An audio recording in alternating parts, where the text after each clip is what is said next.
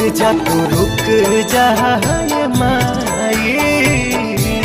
रुक जा तू रुक जा ए माई, रुक जा तू रुक जा ए माई, छोरी के जानी जाई है रे। 9 दिन रहनी ओढ़ी के अचरबा, कबो न हटाई है रे।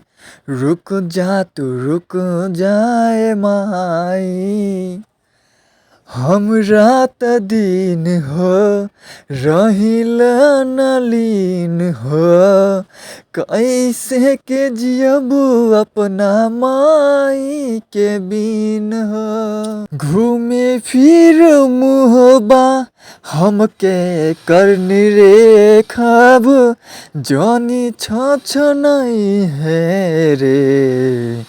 रुक जा तू रुक जा ए माई, छोरी के जानी जाई है रे।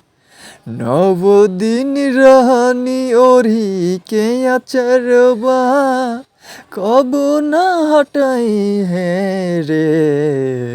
जदी कोसिलाई चली जइबू माई, जदी कोसिलाई चली जइबू माई, कतनो रहबू केहू चुप ना कराई। गोरबा के धर कहे रंजित मतलबी, ढेर न रोई रे। रुक जा तू रुक जा ए माई, रुक जा तू रुक जा ए माई।